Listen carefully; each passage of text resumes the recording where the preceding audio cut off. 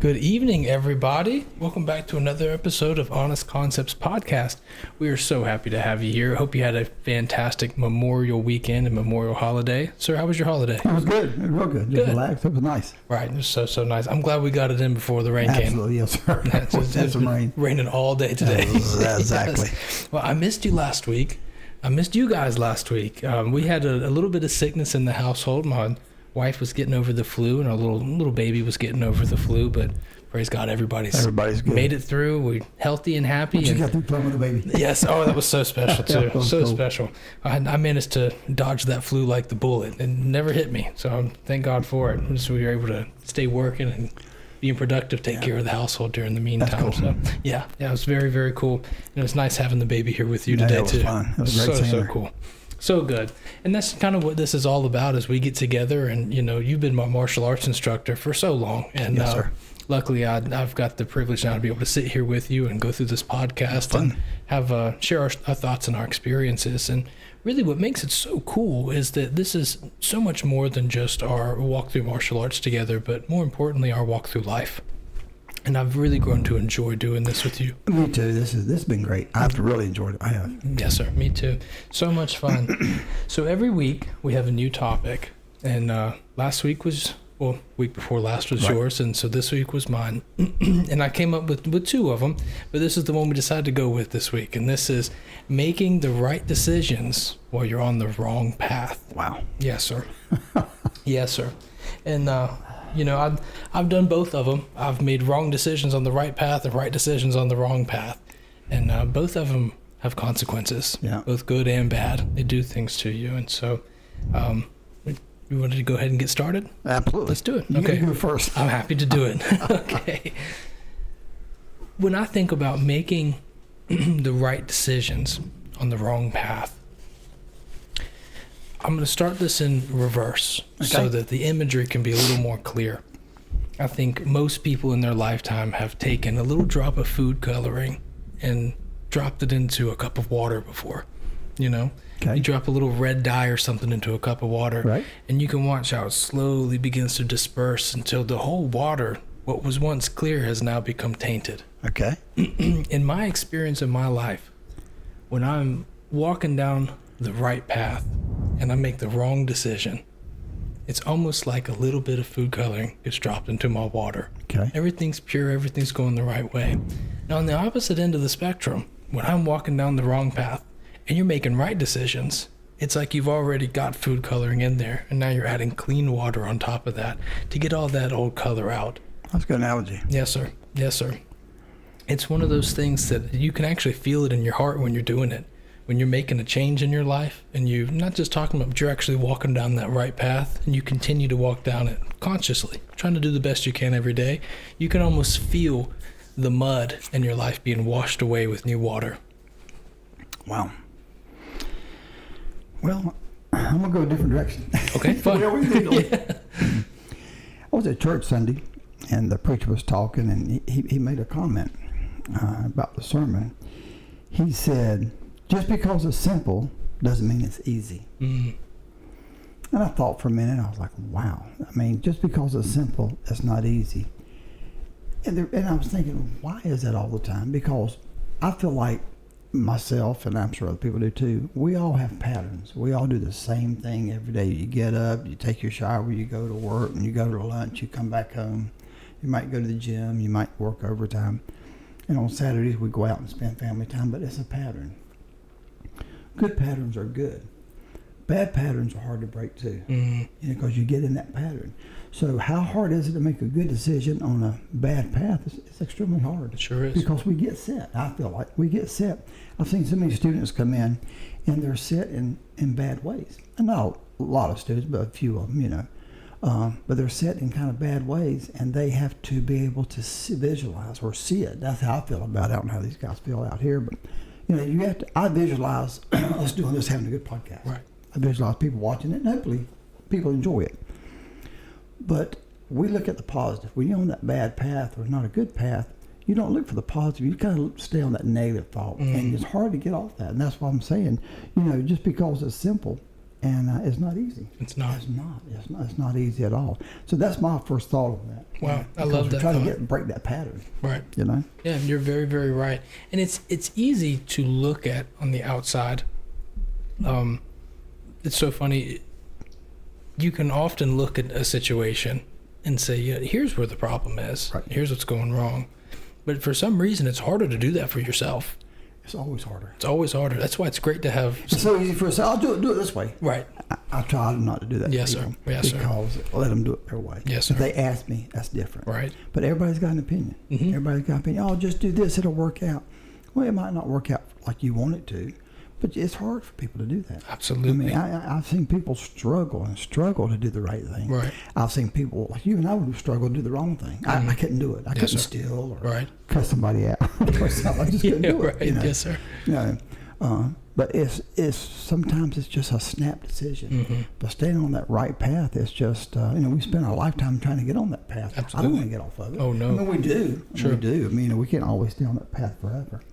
But sometimes we get aggravated, or we say something to somebody we shouldn't have said, or like I say, we do something we shouldn't do. Nothing crazy. But it's hard. I mean, I've seen people. That's why the prisons are full. Right. Everybody's on that wrong path. That's right. And they don't think twice about it. That's right. I was watching this court TV the other day. Some guy was in there and he beat up somebody. He beat up a lady or something, and they gave him 10 years or whatever it was. He was just grinning. He could care less. Mm-hmm. I'd be devastated. Absolutely. I don't want to go to prison Absolutely. or jail. Plus, if I hurt somebody, I'd feel bad about it. You would too.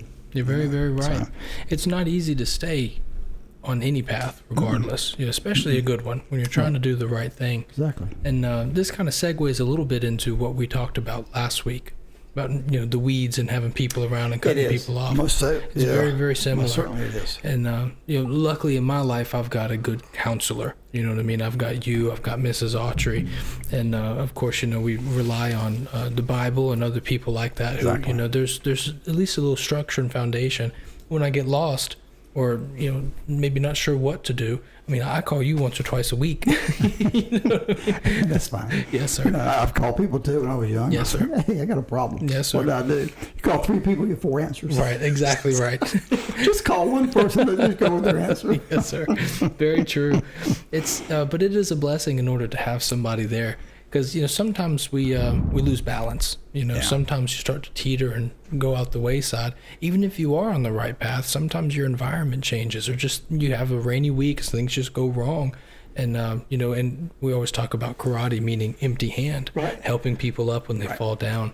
And so when we're having that hard time, even on the good path, you start to have a good time or a hard time, there's somebody there to give you a hand out and just help you up a little bit. Yeah. It's a nice thing to do. And the thing is, you can see a lot of these young kids, and I'm not just talking about all kids, but some young kids I know, you can see them starting to go down the wrong path. Mm-hmm.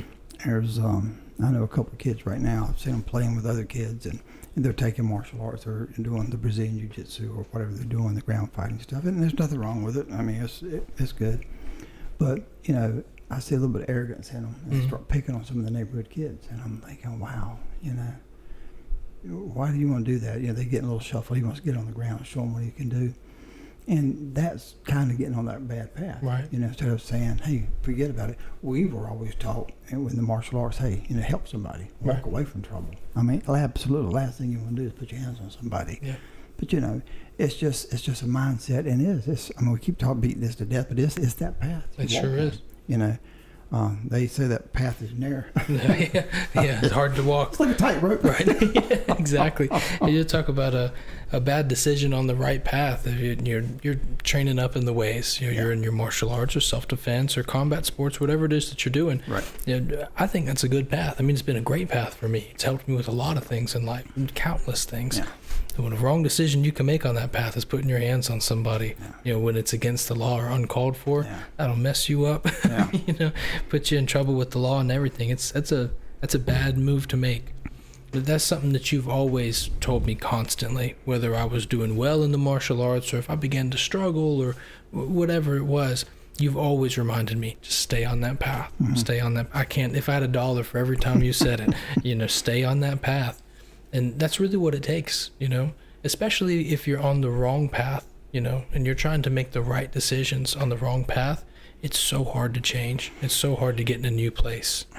For me, I mean, this doesn't. Just don't want it to sound goody-goody, but I mean, honestly, that's what I enjoy. I enjoy teaching that way. So, I mean, the techniques. I mean, you know, anybody can teach a technique if they do it long enough, and anybody can correct a technique. But if you got 10 kids in your class, or 20 kids, or 30 kids, and you see one or two of them starting to go astray, and you pull them out to the side, and you start giving them special assignments, give them a little bit more attention, and kind of get them back on that path. It's just kind of the coolest thing in the world, right. And then they start doing it on their own, and then next thing you know, they're trying to do the right thing. It's just sometimes it just takes guidance. Right. And we talked about this before. I mean, if parents have to do it at home, and then everybody has to do it at school, or martial arts school, or dance school, wherever they do baseball, softball. Right. I was watching a little league baseball game the other day. I'm a sports nut, so I was watching this little league baseball game, and the kid struck out, and he just slung his bat. And I'm thinking, nobody said anything to him. Sorry, guys, these allergies. But I know I was playing church baseball. I started playing when I was 6 or 7. Anyway, I was like maybe 10, 11 years old. I struck out, and I slung my bat. My dad, in the middle of the game, as soon as I slung that bat, he said, "Come here." And I said, "Yes, sir." He said, "Let me tell you something. If you ever sling that bat again, I'll take all your baseballs, basketballs, and footballs, and I'll give them away, and you'll never play sports again. Wow. That's not what it's about. Don't you ever do it again." I said, "Yes, sir." Never did it again. But see, he saw me getting off that path, Right. and he's getting me right back on it. So Wow. it's not just always us. We need guidance. Even adults do. Sure. Ms. Audrey keeps me on the path. She tries. That is so funny. So I didn't know that about baseball. So that's 'cause I've seen people before, they'll hit a home run and they'll just kind of toss their bat off to the side. Is When you strike out. that's bad etiquette? Well, no, they do that sometime too. Sure. But I'm talking about I struck out. I got mad. I slung my bat. Oh, I see. Out of Okay. anger, Oh, I see. aggravation. And my dad was like, "Boy, don't Wow. you ever do that again." He meant it too. I said, "Yes, sir. Never slung my bat." Wow, that is something else there. It's funny how that happens, but and then again in those scenarios, it's good to have someone there to catch you when you start to slip. Right. It's so good, Right. and I often think about some of the students that I've seen in my lifetime who come in, and they are trying their best to go down the right path Right. with no direction, no one to help them or tell them what is the right path. No foundation. They go into a martial arts school just looking for some type of structure to build confidence, to build some personality, maybe some social skills. And I think about this a lot, actually, about the people who don't have a counselor, don't have someone there to help them, and they're alone, just trying to find out what the right thing is to do, let alone even do it. They just don't know what the right thing is to do. And there's so many people out there that deal with that all the time, that just feel alone. They want to do good, but they're doing it all by themselves. And the thing is, like you said, they want to do the right Exactly. thing, but they don't know what it is. Right. Right. They look around, and usually they kind of, I guess, cling on or attach to the most popular guy at the school, or the dance studio, or the baseball club, or whatever it is. And how he acts, they want to act like that, because they want to be like that guy. Right. So if that guy carries himself well, then they'll do it. But if he slings his bat or cusses or whatever, they're going to start doing it also. Absolutely. So that's the sad part, because there's nobody there, like you say, to get them aboard. Well, and that's a tough role too. I mean, a real tough role, especially if you're, a young person and you begin to see some people emulating your behavior or sticking by your side and trying to do things. For many reasons, that's a tough role. For one, it's hard to be a role model. Right. Never in my life have I ever felt worthy to be somebody's role model before. Right. You know what I mean? Like, who am I, type of thing. Right. I'm sure you feel the same way. Absolutely. But it's hard to do, because when you have people who are stuck to your hips sometimes, and this happened to me in work or at school or whatever. It's not just martial arts. It's happened all sorts of times. It's hard to separate yourself from them. You don't always want somebody glued by your hip, right? But you want to do the right thing, because they're there because they're just trying to, right? Get accustomed to certain circles or whatever. It's hard. It is, and especially when you're young. Like I say, and my dad was just a great man. I mean, I know I talk about him a lot, but he's just a heck of a great man, good man, and an honest man. And he tried to teach me right. I don't know if I lived up to it, but he tried to teach me right and do the right thing. But he would always say, "Son, stop and think about it. Just stop. You know, even when I was young, he would just stop. Now, let's think about this. Right. And he would weigh everything. But when you're young, you're like, did I think Right. that? I didn't want to think about anything. Right. But I just see him right now saying, stop and think about it, son. Because I tell my students that, boys, stop and think about this. True. There's power in that. Yeah. There's power in that. That's I've never been, you know, as I get older, and especially under your influence, of course, I've begun to think about things better. Yeah. But you know, I was never much of a chess player or much of a strategy person. That's just put on a helmet and run. You know what I mean? Just run headfirst into the wall like a Kool-Aid man. You know, and you know, under your counseling and some other things growing up, begin to think about some things. Helps you make the right decision. But you see that you've seen a lot of students at our schools. I mean, you've seen hundreds and hundreds and hundreds of students at our schools. But when somebody walks in, even though there might be 10, 11, 12, 13, even when you were a little older, you could just tell if they had a good upbringing or if they were on the path or if they were just one of these guys that are just there to cause a little bit of mischief. You know? Absolutely, you can. You can just tell by the way Yeah. they walk in Yeah. or just the way they talk. Well, we omit that from coming from someone who's been on the bad path and the right path. I mean, you wear it on your sleeve. Absolutely, exactly. You know, you do. And I've never been more naive in my life than at a time where I thought I was able to fool people. You know, you know, everybody always says you can't BS a BSer. But the older I got, the more I realized everyone's fluent in it. You know, you don't hide it from anybody. Everyone sees. I mean, everyone sees right through it. And you wear it on your sleeve, you know, regardless of where you are and what your walk is. What kind of kids did you have growing up? What kind of friends? A little bit of everything. A little bit of everything. I never really had a particular clique that I really resonated with. Okay. I mean, like all the time resonated. Right. But I had friends that were athletes. I had some friends that were made really good grades, and some of them went to Harvard. I had friends that went to prison. I had all sorts of different friends. But I never, that was one thing that martial arts, I've maybe never expressed this to you before, but that was one thing martial arts did for me that I'd never had before. Though I got along with most people, you know, I made friends with all sorts of people from every areas of life. I never really felt a place where I could actually settle in and just relax, just be myself type of thing. You know, where I could really just feel like this is where I actually belong. Right. You know, I always got along, but I never felt like I belonged. How long did it take you at our school to start feeling that way? Well, that's a If you good remember. question. No. To feel that way, Yeah, to feel like you belong to it and you're starting to settle in. Was it a year, 2 years, 3 years? it was less than a year. It happened really quickly. I knew I was infatuated and intrigued by it after the first day. I saw you throw somebody and I was like, man, I want that. That's cool. Yeah. But I didn't really know what it was that I wanted. Right. There was a gentleman one day. I put a lock on him. I locked his arm down in his elbow. Great guy. Awesome guy. Charismatic. Great attitude. And when I locked him down, he said, nice. Just like that. Tapped and he said, nice. So does that start with H? Yeah. Okay. Yeah. And when that happened, I'll never forget that memory because that was, I think that's the moment when it happened. He complimented me. He worked me through something that I was struggling with. And then when I got it right, he reinforced me to do it correct again. This is getting off the path a bit, but I'm going to tell you something about that man. He probably did more for that school to help kids than all the other instructors did put together. He did a short time he was there. I mean, he was there for like 4 or 5 years. But he had so much energy and he cared. And I would say something to him like after class, before class, I'd say, now little Johnny's having a hard time. He's just having a hard time at school. And that's all I would say. We just end conversation. I'd be over there. I'd walk by and he'd be doing a technique. Hey, man, how's school going? Okay. And he would just start talking to him. That was just his persona. That's the way he was. He cared about people.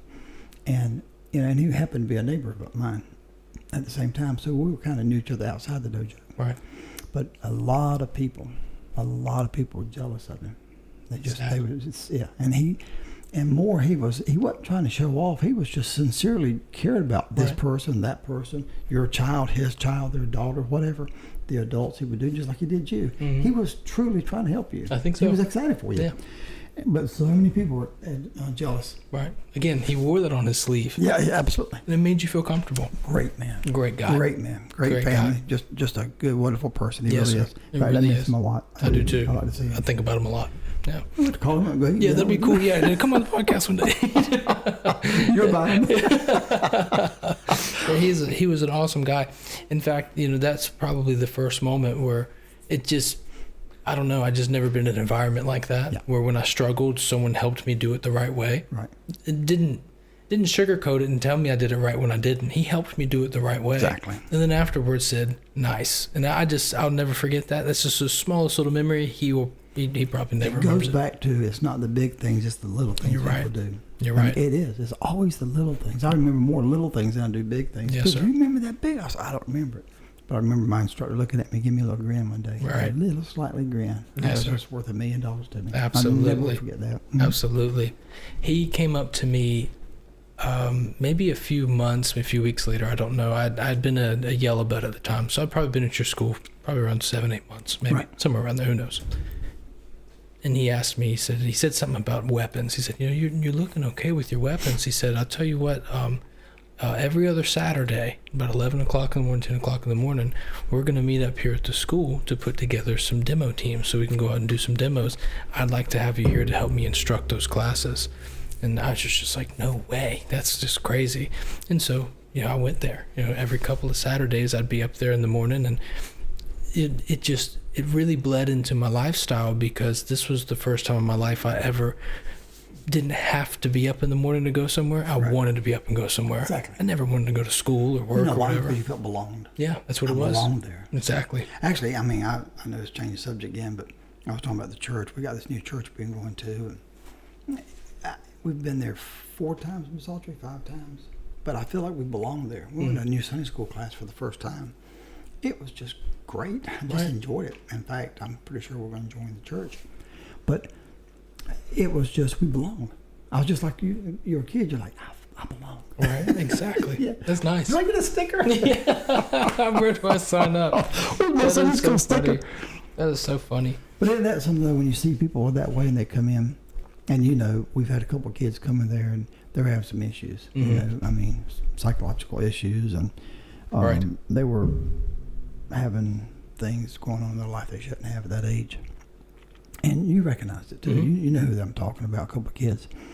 And you try to get to those kids, and you don't want to do it hard and fast, but you don't want them to get away either. Right. It's like fishing. You don't want to go fast, but you don't want to go too slow and miss Right. the fish. And that's a hard thing to do. Mhm. It really is. And that's where you're trying to see them on that path. You want to get them on that good path we're talking Right. about, but you can't force it. Exactly. If you force it, say, man, do it like this, be like me, they'll be like, what? You Right. can't do it that way. Oh, You got to lead them. You exactly. got to teach them how to learn. Yes, sir. You have to teach them how to learn. Yes, sir. It's hard. I got in trouble with my mom. I I think I was a white belt. I think I missed my yellow belt test because I got in trouble. Really? And, yeah. So See, I don't remember. yes, sir. I could be kind of getting some dates mixed up here, but this was 12 years ago or whatever. This was when I first got started. But I knew I liked the martial arts. Right. And I'd been going 2 times a week, so it was, getting about 4 or 5 hours worth of training a week, somewhere around there. And I got in trouble, and I couldn't go back for 2 weeks, so I missed 4 classes. And when I came back in, What were you, 16? 15? at this time I was probably 15 or 16. I would have been 16, 16. okay. Yeah, I was 16 at this time. That's right, because it was right around spring break. I remember that. It was around spring break, so we were probably around April, Yeah. May. And when I came back into the class, this is my first day back in 4 classes, and I was working out with somebody. And at this time, you didn't talk to me much. I didn't talk to you much. I was Right. just a, whatever. But you came by and you tapped me on the shoulder and said, "Missed having you here." Turned around and walked away. And then that was it. You just tapped me on the shoulder and said, "Missed having you here." Turned around and walked away. You know why? Why? Less is more. Yes, sir. It meant a lot. Yeah. Mm-hmm. Yeah. If I said, man, they're great, we missed you, the whole class missed Right. you, everybody asked about you. Right. You know that's that BS you're Yes, talking sir. about. Right. Yes, But sir. it wasn't. Short. That's right. That's what it was. Yes, sir. It meant the world to me. Yeah. It's like, I can't get in trouble no more. I got to be here. They're going to miss me if I'm gone. I got to be here. They're gonna shut the doors. 10,000 students. Let's shut it down. Since they lost all here. Oh, Miss Jenny Easter comes in. Hello, Miss Jenny. I hope you had a great holiday Hey, Miss weekend. Jenny, how you doing? She said, "This hits home for me. I try and be the person to instill positivity in a person's dark moment to hopefully help them think in a different light." And those people, Miss Jenny, are some of the true heroes in the world. People that can be there and just look at those moments as an opportunity to do the right thing. You know, somebody going through a hard time, it's easy to just say, "Oh, there, little buddy," you know, and I got other things to do. I ain't got time to listen to this guy all day talk about his problems. But there are some people in the world who really do take the time to think and to talk and to listen. And those people, I don't think that stuff goes without reward, personally. But I don't. It's a good thing to do. Yeah. Would you read that? Yeah, I'd be happy to. Yeah, sure thing. Because I was listening to you talk. And Yeah, Miss Jenny Easter says, "This hits home for me. I try to be the person to instill positivity in a person's dark moment to hopefully help them think in a different light." you know, the first thing I pick up on that is she says, "I try to be." Right. And that's all you can do. That's it. That is everything you can do. I try to be a good person. I try That's to right. be a good husband. I try to be a good friend. I try to be a good martial art instructor. I try to be a good neighbor. I try to be a good worker, whatever. Yeah. Once you start trying, that's all you can do. It's not fakey. It's not this. It's not that. You don't want it for anything else. I'm truly trying to be that good person for me and for you. That's right. And eventually, it catches on. It does. Yeah, it does. That's exactly a good thing. to It do. surely does. Yeah. That's a great thing to do. Like I said, those people are heroes. Yeah. You never know. You might help somebody. That story you told about your dad, that guy, and then ringing on that doorbell. That's a light in the shadow there. Yeah. That's really helping somebody. Yeah. And at any point in time, he could have walked away from that door, but he chose. He cared. I still couldn't imagine that. Oh, that's a wild story there. That's something else. Yeah. That could be in a book. That's good.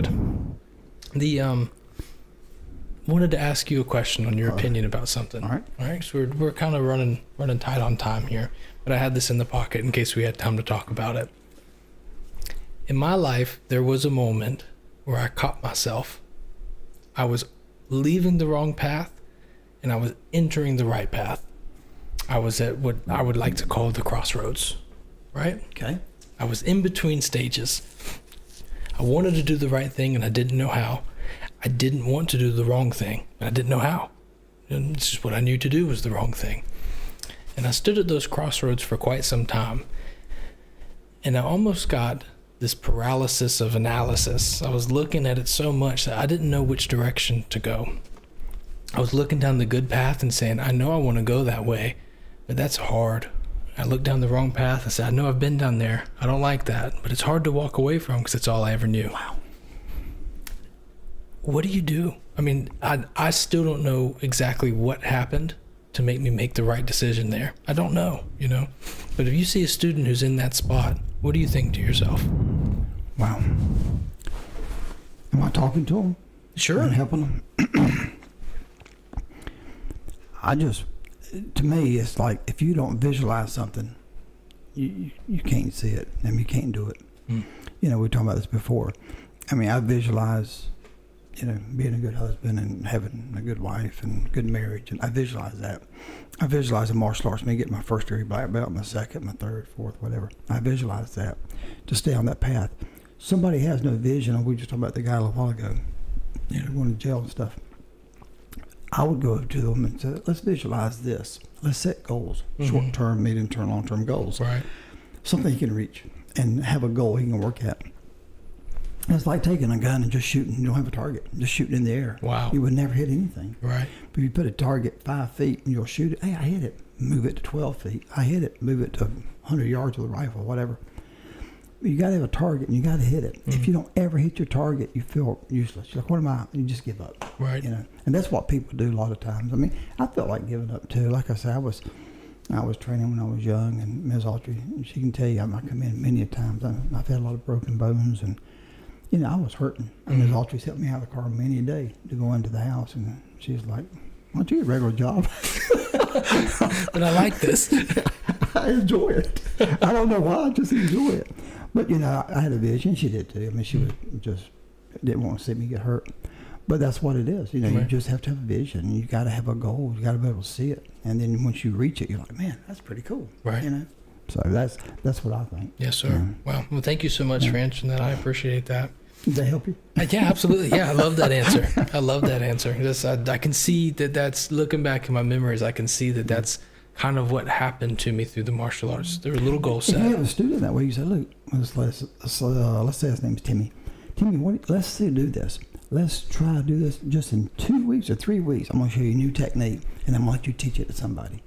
Show them a technique, let them go out there and teach somebody. Wow, that's kind of cool. Right. He gets a taste of victory, if you will. Yes, sir. Or, not defeat, but victory. Sure. Right. Whether he teaches right or wrong, that's not the point. The point is, 2 weeks, let him go out there, let him teach something he feels good about himself. Right. If you feel good about yourself, most of the time you're going to do a better thing. Maybe not always the right thing, but a better thing. Right. If you don't feel good about yourself, you don't care. You're going to do the wrong Wow. thing every time. Wow. That's Wow. my thought. But So that is a powerful note to leave off on. Thank you for saying that. I appreciate that. Wow, goodness gracious. It's 8 o'clock already, and Is it really? yes, sir. I really enjoyed this episode. Yeah, it's It was fun. good. I missed you guys. I wasn't here for a week. I hate that. 2 weeks. Yeah, I hated that. So, Miss Jenny, thanks so much for your attendance and hanging out and your chatting. And for those of you who were lurking, we do appreciate your viewership as well. Cool, Mike. Hello, if you're there, Mr. Ben. Yes. So Miss good Jenny. to see everybody. And, sir, we'll be back again next week with another topic, Okay. doing what we do, and just enjoying each I'm other's going to pick company. a different one next week. I'm excited about it. I'm looking forward to it. Yeah, I it'll be really exciting. am. Wow. All right, guys. Well, I hope you have a great rest of your evening. Guys, We'll have a see you good next night week. already. Have a good night, guys.